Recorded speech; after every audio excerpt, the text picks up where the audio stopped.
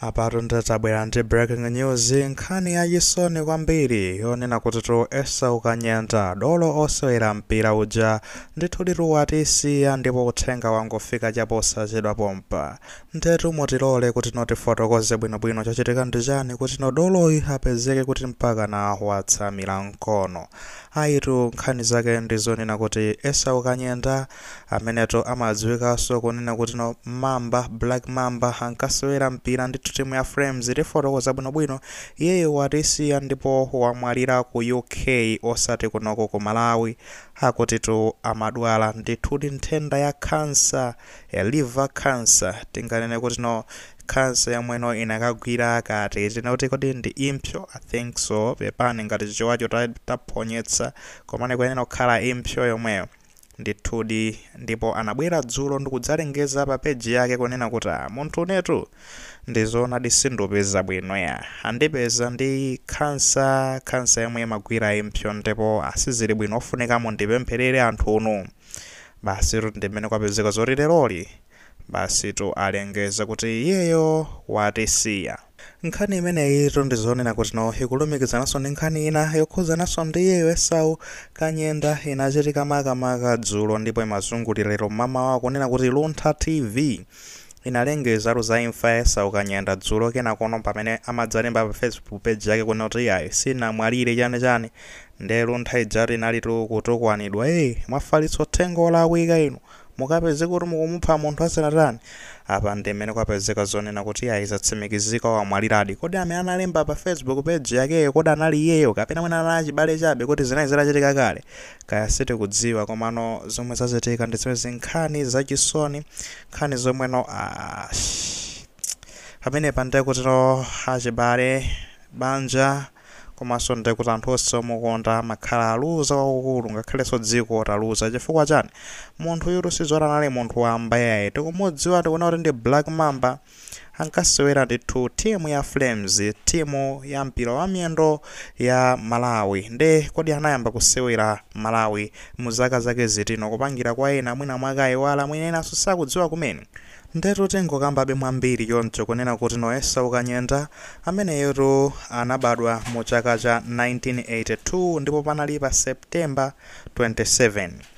ndipo kuchoka nthawi imeneyo kufika pano ndekuti watisiya ali ndi zaka 43. Mkulu ameneyu amachokera kudedza, of course samakhala kudedza amakhalano ku UK ndikumene amakhala chifukwa cha luso lake la mpirali. Koma atayamba kudoda chiko pa nthawi imeneyo alibe wachichepere choncho anapeza kuti anakapeza mpaka na malo ake mu Flames timu ya fuko ya dziko lino ndipo panali pa 12 March chaka cha 2000 ndipo pamene panapezeka zonena kuti Esau Kanyenda anakasewera game yake yoyamba ya timu ya Malawi versus Zambia ndipo pamene mkulu ameneyo anakapezeka zoti watulukira kuti kodiso kuli Black Mamba eti nkhani zake zinali motero wakhala akudodabe mpira ndipo iye ndodziwika ndithu mkuluyu kumbali ya mpira wadoda matimu ochuluka zedi oti kunalibe kumpasa ulemu mwapaderadera malinga ndi mmene amasewerera mpira. Makisazo iyeyu wasewera timu ya Dwasco, wasewera timu ya Jomo Cosmos, anasewera timu ya Lokomotiv ku Moscow kumeneko komwe ndikuti ndikuziwa bwinobwino ndi ku Russia, wasewerakonso timu ya Rostov kuchoka pamenepo anadzaseweranso timu ya Kamazi, kudzaseweranso timu ya Roto Volgograd kenako anadzamenyanso Dynamo Bryansk ndanadzaseweranso timu ya B93 kuchoka pamenepo anadzasewera timu ya Polokwane City kuchoka pamenepo anadzasewera timu ya Mighty Wanderers yomwe tikuidziwa ndipo anadzapanga retire ndi 2D kuchoka pamenepo I think wakhalanso pano akukhala kunjako ku UK safanzi na nthawi ina mafuna kusankha kukhala ku malo ena kaya mapanga kuzina kaya business we don't know komano ndekuti unazapezeka zonena kuti wakhazikika kumeneko ku UK ndi apapa ndizonena kuti notenga kampe zoti kuchaka nthawi imene anayamba kusewera timu ya Flames wakhala akuoneka ndithu maulendo okwana 60 appearances ndi wasewera magame okwana 60 mkulu amene ayi ndithu a timu ya Flames kusonyeza zonena kuti anali player odalirika ndipo anali relevant fa maplayer ena amapezeka kuti angosewera magemu awiri aguga zaka ziwiri aguga koma iye anasewera kuchoka mu chaka chimenechi cha 2000 imene tikunenera pa 12 Machi chaka cha 2000 kuchoka pamene paja anazapezeka zonena kuti mpaka natu kwasewera mpaka mu chaka cha 2015. Okay, ndekuti 15 years akusewera timu ya Flames. Ayi pamene papa ngati dziko timakhala kuti taluza zosakhala bwino. Pamene papa ndekuti sitikudziwa madongosolo ake akapanga bwino ngati ngakhalenso ni mpata umene ulizakhala kubwesa ma update ake ngati mpata ungapezeke kuti kodino zikuyenda motani apa ngati Patriot thupi lake kapena apeze kutalika komweko zikhala motani kwenikweni koma paka nali panopa atsimikiza ndithu ngati breaking news iyeyu watisiya ndithu kumeneko ku UK. Nthenda yake ndi yomwe chapeta kamba nthenda ya cancer. Zosakhala bwino olo ndi pang'ono pomwe ndipo tikafika papa timafunika beti zikamba kunena kuti no imfayi padza timanena kale